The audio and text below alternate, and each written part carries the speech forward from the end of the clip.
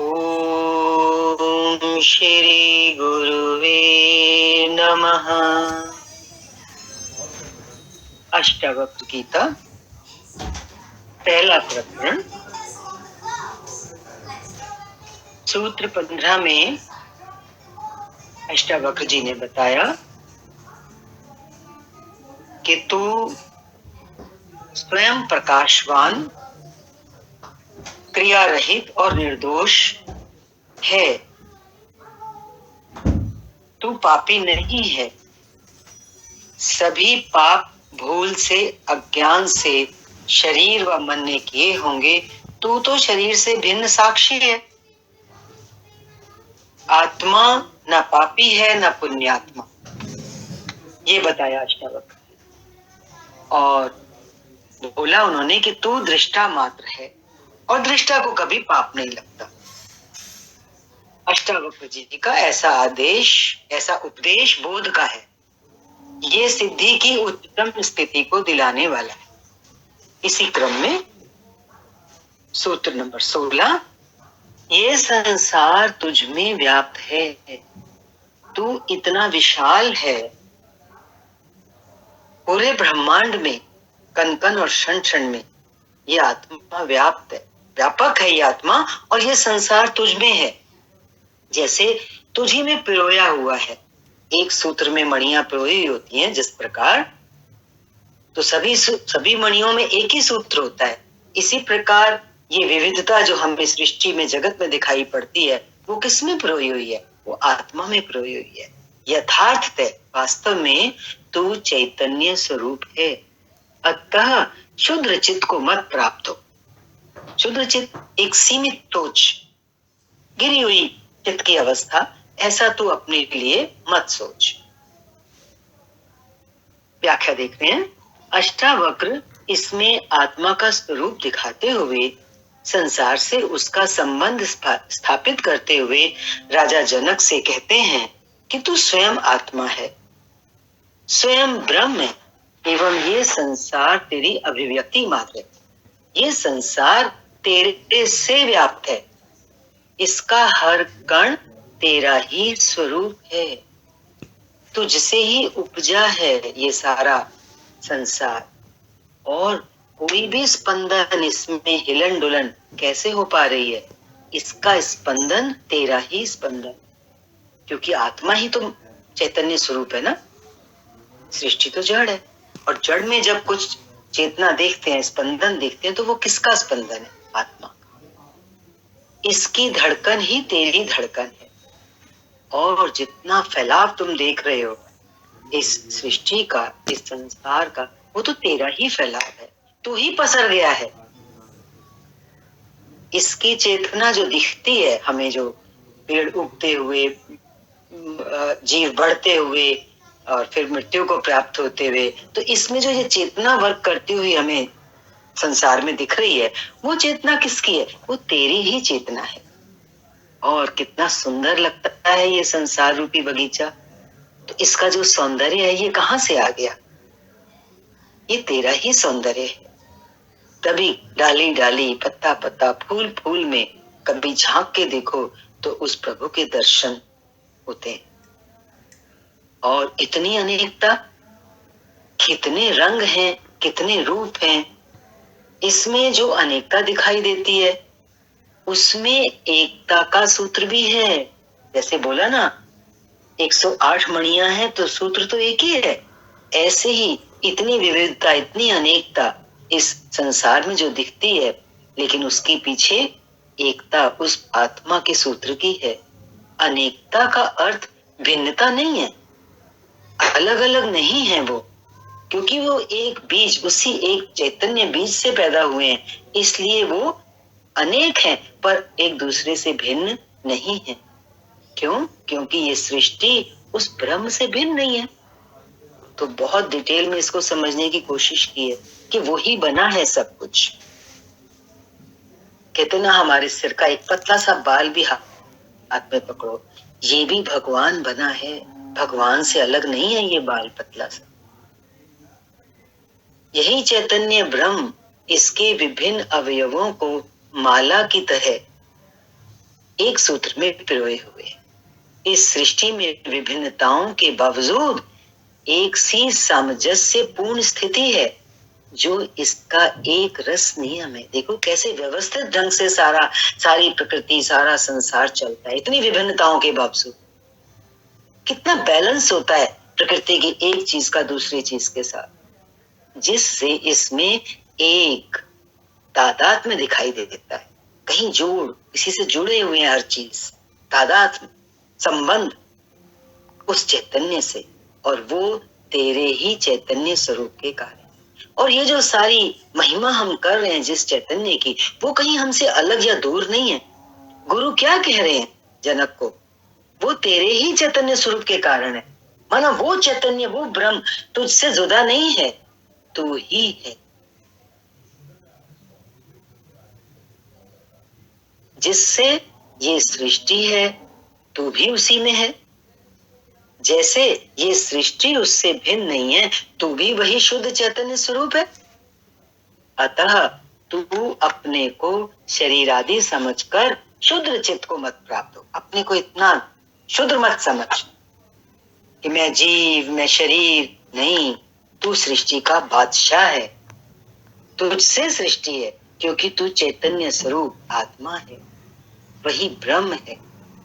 इसका अर्थ है कि समस्त पदार्थों का केंद्रीय तत्व आत्मा ही है, एवं आत्मा भिन्न भिन्न नहीं है, बल्कि एक ही है जो सब में व्याप्त है। इसलिए सब में एक सूत्रता है, सामंजस्य है। आत्मा को भिन्न भिन्न मानना तो अज्ञान है ही, किंतु अपने को शरीर मानना महाज्ञान, मूढ़ता है। मूढ़ता बोल रहे हैं, अपने को शरीर मानना। अब देखो इतना शास्त्रों का अध्ययन करने के बाद कितना पक्का होता चला जाएगा कि अज्ञान तो अज्ञान, आत्मा का ज्ञान तो हमें है, मान लिया, लेकिन ये जो अपने को शरीर मान के बैठे हैं, इसको तो अष्टावक्र जी महाज्ञान की संज्ञा दे रहे हैं। ऐसे मूढ़ अपने को क्षुद्र चित्त हीन अनुभव करते हैं। जब शरीर को ही सब कुछ मान लिया तो फिर वो कैसा हो जाता है? मूढ़ इंसान, क्षुद्र चित्त, हीन भावना आ जाती है उसमें। देखो ज्ञान हमें कहां से कहां उठा रहा है, उस हीन भावना से। मैं तो गंदा मंदा, हीन, मूढ़, मैं तो कुछ जानता नहीं, अज्ञानी, उससे उठा के, कीचड़ से निकाल के गुरु हमें झाड़ पहुंच के, धो के, कितना शुद्ध बुद्ध आत्मा में बिठाने की, उस गद्दी पर पहुंचाने की कोशिश कर रहे हैं। हम अपना पूरा शौक रखें। आत्मज्ञानी अपने को हीन नहीं समझता। राम तीरथ इसलिए अपने को बादशाह कहते थे। बिल्कुल फकीरी हालत में चलते थे, कुछ भी उनके पास नहीं होता था, लेकिन वो कहते थे राम तीरथ बादशाह, अपना नाम बोलते। अगला सूत्र देखें, तू निरपेक्ष है। निरपेक्ष का मतलब होता है अपेक्षा रहित। तू निर्विकार है, तेरे में कोई विकार नहीं है, स्वनिर्भर है, अपने पे तो निर्भर है, तुझे किसी की जरूरत नहीं है। हम कितनों पे निर्भर होते हैं। शांति और मुक्ति का स्थान है। इंसान शांति चाहता है, बाहर ढूंढता है, लेकिन वो तो भीतर ही विराजमान है और अगाध बुद्धि रूप है। हमारा जो वास्तविक स्वरूप है वो कैसा है? अगाध, जिसका कोई पार ना पा सके, ऐसी बुद्धि, ऐसी समझ, और शोभ शून्य है। ये आत्मा कैसी है? जहां कोई शोभ नहीं है, कोई हलचल नहीं है, कोई दुख नहीं है। अतः चैतन्य मात्र में निष्ठा वाला हो, क्योंकि ये तेरा स्वरूप है, इसलिए इसमें अपनी निष्ठा कर कि तू चैतन्य मात्र है, तेरा वास्तविक स्वरूप है चैतन्य। व्याख्या देखते हैं। अष्टावक्र राजा जनक को आत्म स्वरूप के बोध को दृढ़ करने हेतु कहते हैं कि तू आत्मा होने से निरपेक्ष है। अपेक्षाएं तो संसार में हमने अपनी वासनाओं के कारण बना ली होती हैं, लेकिन यदि हम अपने स्वरूप को पहचान लेते हैं और उसमें हमारी निष्ठा और स्थिति हो जाती है, तो फिर कोई अपेक्षा रहती नहीं, क्योंकि ये हमारा स्वरूप है, आत्मा का स्वरूप है निरपेक्ष। आत्मा की क्योंकि कोई अपेक्षा होती ही नहीं। अपेक्षा मात्र तो होती शरीर और मन में है। और तू जब भी कह रहे हैं अष्टावक्री जनक को, तो आत्मा को संबोधन करके कह, तू विकार रहित है।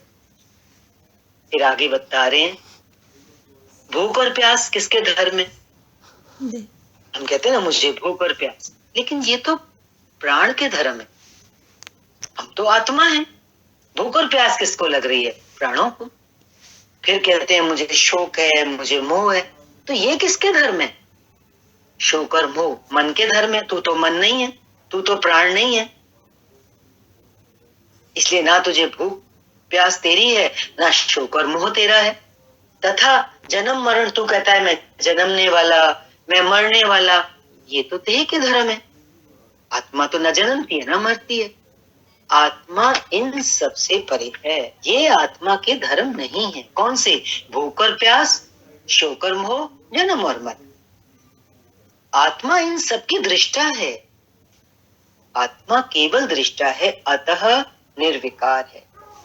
देह अध्यात्म के कारण ही तू अपने को विकारी समझता है। इसी के कारण तू अपने को पर मुखापेक्षी समझता है, दूसरों की अपेक्षा रखता है, दूसरों का मुख देखता है। अन्यथा तू स्वयं पर ही निर्भर है। तू अपने में पूर्ण है। तुझे किसी पर निर्भर करने की, निर्भरता की जरूरत है ही नहीं। इतना आत्मनिर्भर होने के बावजूद, क्योंकि आत्मा को किसी की जरूरत नहीं है, वो तो अपने में पूर्ण होने के कारण स्वावलंबी है, तो तू क्यों पर मुखापेक्षी हो गया? पहचान अपने को कि आत्मा किसी पर निर्भर नहीं है। तू आत्मस्वरूप होने से शांति और मुक्ति का स्थान है। कहाँ ढूंढ रहा है शांति को और मुक्ति को? मुक्ति प्राप्त करने के लिए तू कहाँ भाग रहा है? वो तो तेरा घर है, वो तू स्वयं है। शांति और मुक्ति तो आत्मा का स्वरूप है। अशांति तेरा स्वभाव ही नहीं है, आत्मा का स्वभाव नहीं। अशांति आत्मा में तो बनी नहीं। ये हिंसा, छीन झपट, संघर्ष, कितना स्ट्रगल है संसार में। देखो कितनी बेचैनी है, पल पल इंसान बेचैन महसूस करता है। महत्वाकांक्षा, ऊंची ऊंची आकांक्षाएं हम अपने मन में संजो लेते हैं। ईर्ष्या, और फिर उसके कारण ईर्ष्या करते हैं। आक्रमण, ये सब चीजें राजनीति है, जो मनुष्य की प्रतिभा का, उसके सौंदर्य का निकृष्टतम रूप है। ये चीजें तो हमें गिरा देती हैं। हम कितने सुंदर हैं, कितने आत्मा कितनी आकर्षक है, उसमें कितना आकर्षण है, लेकिन इस निकृष्टता को हम क्यों प्राप्त हो गए? वो आकर्षण हमारा कहाँ खो गया? कहते ना कृष्ण, भगवान कृष्ण, कृष्ण मीन्स जिसमें आकर्षण है, उसको कृष्ण बोलते हैं। तो वो कृष्ण, वो आत्मा तो मैं स्वयं हूं, तो मैं निकृष्ट कैसे हो गया? उस पद से नीचे, उस इतने आकर्षक पद से मैं निकृष्ट पद पर कैसे आ गया? हिंसा, छीन झपट, संघर्ष, बेचैनी, महत्वाकांक्षा, ईर्ष्या इत्यादि के कारण। मनुष्य की दैविक प्रतिभा का दुरुपयोग है। ये सब चीजें में जब इंसान व्यवहार करता है, तो है तो हमारी आत्मा कैसी? दैविक प्रतिभा वाली, लेकिन उस दैविक प्रतिभा का दुरुपयोग हो रहा है। जब हम निकृष्ट स्वभाव में बरतते हैं, तो सावधान कर रहा है शास्त्र, हमारे को मार्ग दिखा रहा है, हमारे स्वरूप की पहचान हमें बताकर। मनुष्य की दैविक प्रतिभा का ये तो दुरुपयोग है। इसमें कहीं भी शांति व चैन नहीं है। राजनीति में संघर्ष ही संघर्ष है, चाहे वो धन की राजनीति हो या पद की हो। देखो इन सब चीजों का कोई परिणाम नहीं निकलता। शांति और मुक्ति तो इसमें है ही नहीं। ये जो सब चीजें गिनाई, राजनीति की, धन की, पद की, यश की, शांति और मुक्ति किसके गुण है? ये तो आत्मा के गुण है। और फिर गुरु कह रहे हैं शिष्य से, तू अगाध बुद्धि रूप है। अगाध मीन्स बहुत ज्यादा, जिसको मापा ना जा सके। तेरे में बुद्धि का अनंत सागर भरा है, और तू बुद्धिहीनों जैसी चेष्टा कर रहा है। संसार में मनुष्य जितनी भी चेष्टाएं करता है, पक्का मान लो वो सारी चेष्टाएं कैसी हैं? वो बुद्धिहीनता को ही द्योतक है। तेरी ये चेष्टा तुझे शुद्ध बनाए हुए है। संसार में चेष्टाएं अगर कर रहे हैं, उसी से हम शुद्ध हो रहे हैं। शुद्ध मीन्स डिस्टर्ब होते हैं, परेशान होते हैं, हिल जाते हैं, अन्यथा तू शोभ शून्य है। तूने स्वयं को नहीं, प्रकृति को महत्व दिया है। बहुत सुंदर बात कह रहे हैं। कहते हैं ना, अपने पास जो है उसकी महिमा ना करके हम बाहर की तरफ देखते रहते हैं। बाहर चाहे पत्थर हो, हाथ में चाहे हमारे हीरा हो। वो रंग बिरंगे पत्थर आते हैं ना, बहुत आकर्षक लगते हैं, हमें लगता है वो कितने सुंदर है, उनकी कीमत तो कुछ होती नहीं है। ऐसे ही हमने स्वयं को, अपनी आत्मा को महत्व नहीं दिया, उसको समझने की कोशिश नहीं की है। और बाहर जो ये प्रकृति रंग बिरंगे पत्थरों की तरह जो फैली हुई है हमारे चारों तरफ, उसको हम कीमती समझ रहे हैं, उसको महत्व दे रहे हैं। इस बात में आकर्षण है, वो बात बहुत अच्छी है, वहां जाओ, ये लाओ, वो करो। इसलिए उनमें, क्योंकि हम इतने फैल गए हैं, बिखर गए हैं प्रकृति में, और जिसकी कोई कीमत नहीं है, इसलिए तुझे शोभ दिखाई देता है। इतने मैं बहुत शुद्ध हूं, मैं बहुत परेशान हूं, मैं बहुत डिस्टर्ब हूं। क्यों? उसका आंसर मिल रहा है यहाँ। हमने प्रकृति को महत्व दिया, वरना आत्मा में तो शोभ कहीं है ही नहीं। इसलिए तू अपने से परे के पदार्थों को, अपने से परे के पदार्थों की निष्ठा को छोड़कर इस चैतन्य मात्र में निष्ठा वाला हो। अपने से परे के पदार्थ, अपने से परे मीन्स जो बाहर दिख रहे हैं प्रकृति, उनमें हमारी निष्ठा है, तभी तो दौड़ रहे हैं उनके पीछे, पागल हैं। कितनी दौड़ धूप कर रहे हैं आप, देखो क्या कह रहे हैं गुरुदेव। अब वहां से निष्ठा को उठा के, निष्ठा कहाँ रखनी है? चैतन्य मात्र में निष्ठा वाला हो। देखो, इस सूत्र में अष्टावक्र जी केवल निष्ठा की बात कहते हैं कि आत्मा में पूर्ण निष्ठा होने से ही उसका ज्ञान होगा। आत्मा का ज्ञान कब होगा? ऐसे शब्दों से तो होगा नहीं। कितने ही शास्त्र पढ़ लो, कितना ही ज्ञान सुन लो, लेकिन जब तक निष्ठा नहीं होगी आत्मा में, तो ज्ञान जो हम ले रहे हैं, शास्त्रों का अध्ययन जो कर रहे हैं, वो सफल नहीं होगा निष्ठा के अभाव में। यदि हम चाहते हैं कि जो जिस सागर में, ज्ञान के सागर में, शास्त्रों के जो लाभ हमें मिल रहे हैं, उसका पूरा लाभ हमें मिले, उसका परिणाम कुछ निकले, तो सबसे पहले हम चेक करें, क्या आत्मा में मेरी पूर्ण निष्ठा है? आज ये प्रसाद बहुत बड़ा मिल रहा है गुरु के श्री मुख से। आत्मा में पूर्ण निष्ठा होने से ही उसका ज्ञान होगा। अंदर में एक बार बार भाव आ रहा है, किसी बड़े महापुरुष का, गुरुदेव का दिया हुआ। वो कहते थे कि संसार की जितनी भी चीजें हैं ना, उनको तुम कौवे की विष्ठा के समान समझो। वो निष्ठा निष्ठा जब बार बार आ रहा है ना, तो अंदर में 3 बार आया हमारे विष्ठा। ये प्रकृति में जो कुछ हम देख रहे हैं, जो बाहर पदार्थ देख रहे हैं, इनको विष्ठा के समान त्याग कर दे, कौवे की बीट की तरह, कौवे की विष्ठा की तरह, तभी निष्ठा होगी आत्मा में। और आत्मा में निष्ठा होगी तभी, पहले निष्ठा होगी, फिर उसका ज्ञान होगा। और अष्टावक्र जी का जैसा कहना है, विधि कोई काम नहीं करेगी। जो चीज सदा से तुम्हारे पास है, उसमें निष्ठा ही पर्याप्त है। उसके लिए दूसरी क्या चीज चाहिए? जो हम स्वयं हैं, हमारे पास है, वह सजगता और साक्षी भाव से ही दृश्य होगा। हमारे पास जो चीज है, हम जो स्वयं है, उसके प्रति जब हम जागेंगे, सजगता होगी। और जागना भी कैसा? गुरु तो एक बार जगा देता है, लेकिन हम जागे रहें।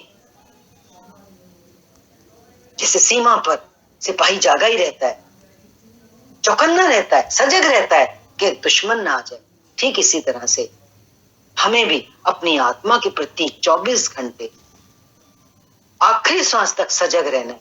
क्यों? कि दुश्मन, ये प्रकृति, प्रकृति के पदार्थ, ये सब हमें कभी घेर ना ले हमारे अंतर। सजगता की बहुत जरूरत। गुरु हमें जगाने तो आते हैं, और वो सजगता आने के बाद, फिर उसमें निष्ठा होने के बाद, हमारा भाव कौन सा हो? जितनी भी प्रकृति और सृष्टि को हम चारों तरफ देखते हैं और स्वयं को भी जो हम देखते हैं, उसमें हमारा साक्षी भाव, मैं मात्र देखने वाला, मैं दृष्टा हूं और ये सब मेरे चारों तरफ दृश्य साक्षी भाव से ही दृश्य होगा। ये सब दृश्य हो जाएगा जिसका आज हम रूप बने हुए हैं और दुखी हैं। जब दृष्टा भाव होगा और जो कुछ इंद्रिय गोचर है, इंद्रिय ग्राह्य है, वो दृश्य हो जाएगा, तब मैं सुखी हो जाऊंगा और शांत हो जाऊंगा। आज के लिए इतना ही। हरि ओम। शांति शांति शांति।